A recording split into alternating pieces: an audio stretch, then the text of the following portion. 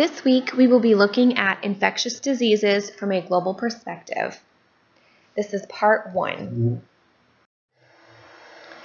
The objective this week is to evaluate the epidemiology of selected health threats and diseases from an infectious disease standpoint.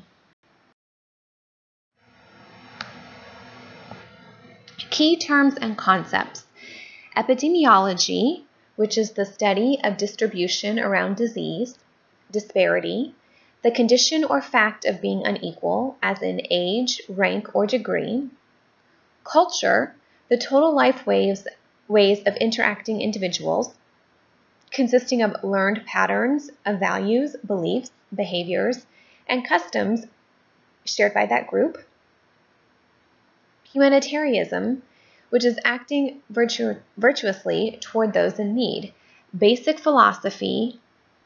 There are 9 U.S. government foreign aid and policy programs. Utilitarianism, which is maximizing happiness for many people, and equity, achieving a fair distribution of health capabilities, ensuring that all people in a society have a fair and equal chance.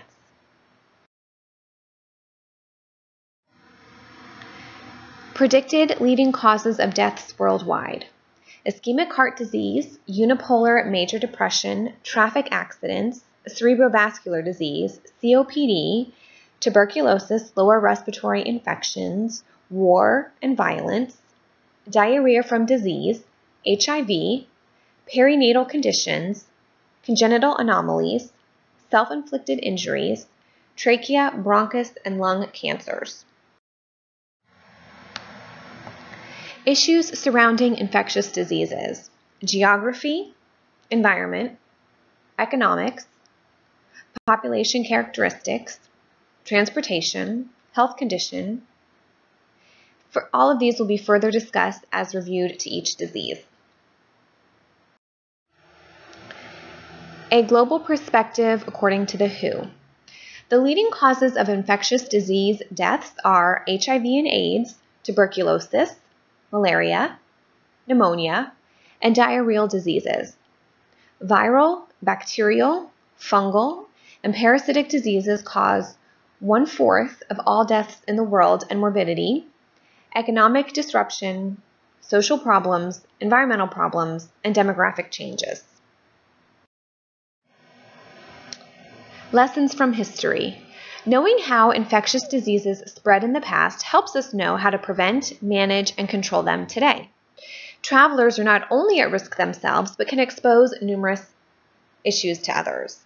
Sciences of epidemiology, virology, bacteriology, mycology, and public health all work together. Rapid dissemination of information also helps prevent controlled pandemics, such as the avian flu and swine flu. Epidemiology, which is the study of the distribution and determinants of health-related states or events, including disease, and the application of this study to the control of diseases and other health problems.